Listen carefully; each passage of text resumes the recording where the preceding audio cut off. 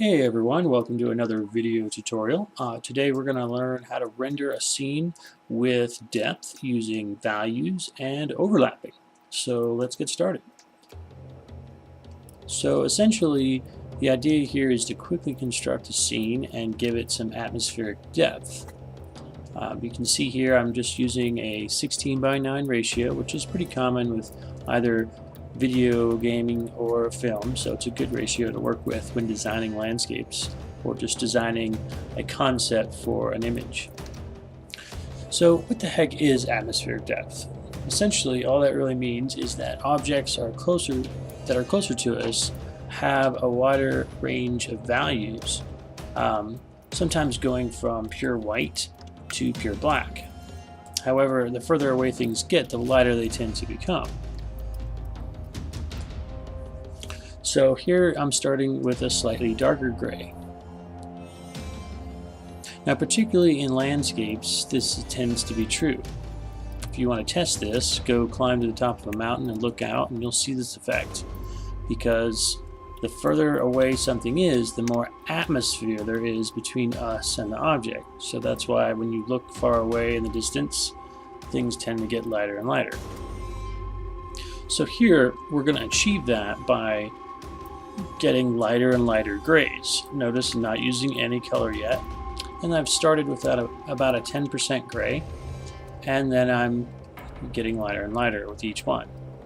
Or rather, I should say, we're getting darker and darker with each layer as we come forward.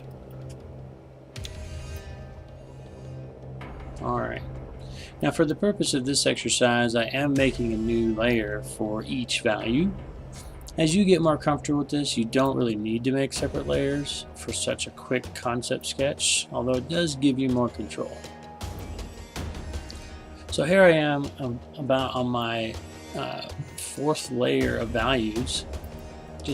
I've made a lot of them so that you can really see the difference. So it looks like it really goes off into the distance. The more that you make, the more depth your image will have.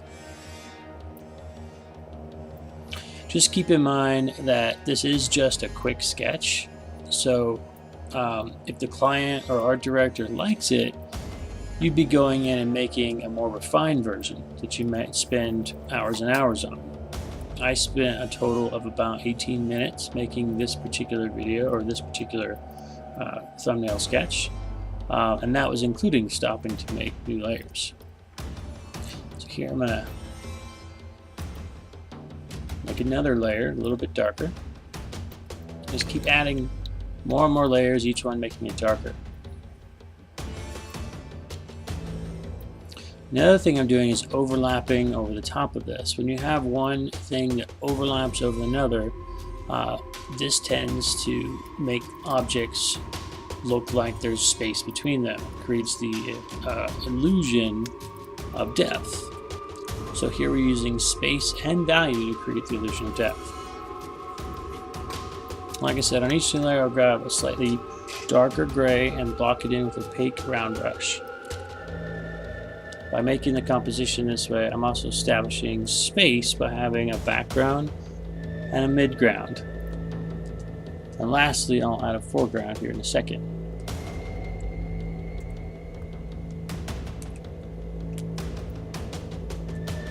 Right. So now I'm locking the layers and setting my brush to screen. This allows me to go in and start dropping in some highlights. I'm just going to go through layers one by one, and as you can see, I'm locking the transparent pixels so that I don't do anything outside of what I've already painted. And just basically go down each layer. Now you could easily flatten all this before you do this. It doesn't matter. So then after I do the highlights, I switch my brush mode to multiply. And I am now going to add some shadows by going through and do it the same way, layer by layer. See, this just gives it a little bit of texture, a little bit more depth and realism. But you notice I'm still not zooming in, I'm not getting real detailed with it. This is important because it's just a thumbnail sketch.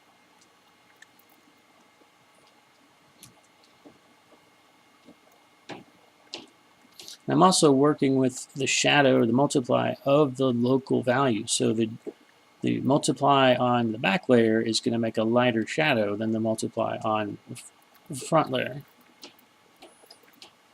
Okay. Now I'm going to add a little bit of cast shadow down on the ground just to give it some believability of light. Light and shadow are important.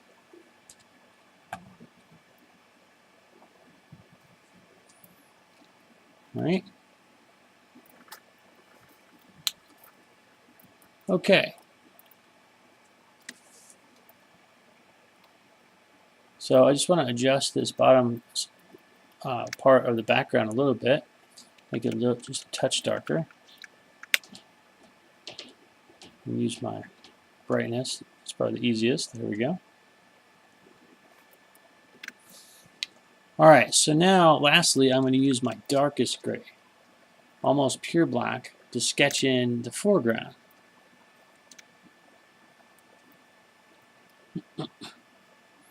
Oh, I'm blurring the shadow just a little bit because at this point I already have the idea that I might be making the ground water. So I want to give it sort of a ripple effect. Now, one of the other things that having it on separate layers does is it allows me to go in and erase out certain areas. So when I zoomed in, I noticed that it was a little bit rough there on the edge. But you can see I've cut in this hole, just cutting things in with the eraser tool.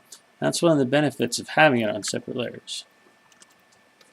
But now that I've made those holes, I need to also add shadow and depth to them to make them more believable.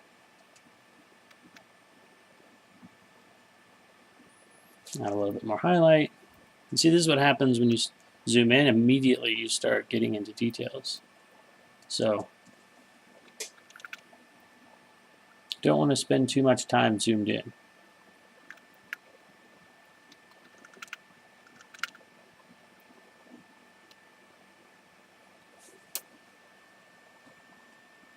Adjust the levels a little bit. Make it the darks darker and the lights lighter. Alright. Make a new layer here. And now I'm going to go in and use my darkest grays and sketch in the foreground.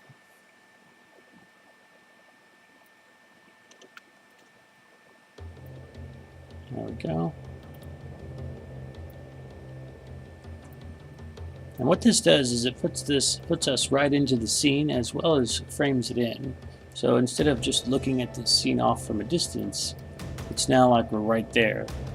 And it also frames it in the sense that because the edges are black, it forces our eye to look at the lighter areas in the middle and look at what's going on in the middle. So it's a great compositional tool as well as creating depth.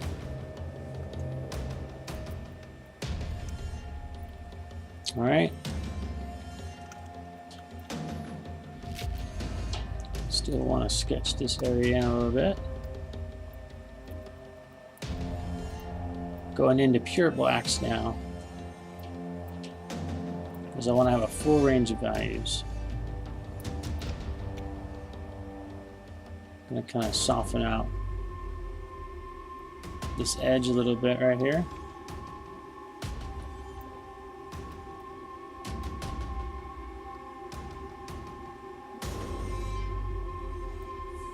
Alright, now in order to have scale, next thing I'm going to do is sketch in a character. This tells us approximately, how big of an area we're looking at, gives us some sense of scale, and again kind of puts us right into the scene. Notice he's still also mostly in silhouette. Don't really worry about details with him either, particularly since he's so far in the foreground. And also notice that again I zoomed back out. Alright, quick levels adjustment.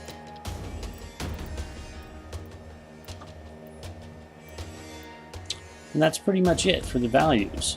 So we can see now we have off in the distance a really light background. So now it's time for a color pass. So I make a new layer and set it on color. So then I'm going to paint some colors in. I've grabbed a blue and I've put the opacity down to like 20%. I'm just going to sketch in because I think I want this to be water.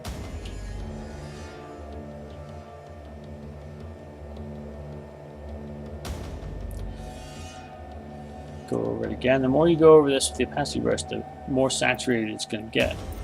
So now I'm going to go to more of a rock orange kind of color. Start sketching in the color on the rocks. And again, like I said, I'm going to go over once over everything that's rock. You see I'm even putting some over the background there. Then I'm going to go over those middle ground rocks a couple times because the things that are closer to us are more saturated with color. The things that are farther away get grayer and grayer. Now, putting on the color on a separate layer allows us to do adjustment layers like this. It gives you a little bit more control, and sometimes it can give you ideas that you hadn't thought of before. So lastly, just collapse all these layers. Make some quick level adjustments to get the darkers a little bit darker and the lights a little bit lighter, but I don't want to blow it out, so you have to be careful. I want to still see slight changes way back in the distance. Okay, so the last thing I'm going to do is grab some really light lights, put my brush on 20%. Notice I'm on pure white almost. Just dropping in a few extra little highlights now that the whole layer has been collapsed, or all the layers have been collapsed into one layer. Just a few extra little highlights here.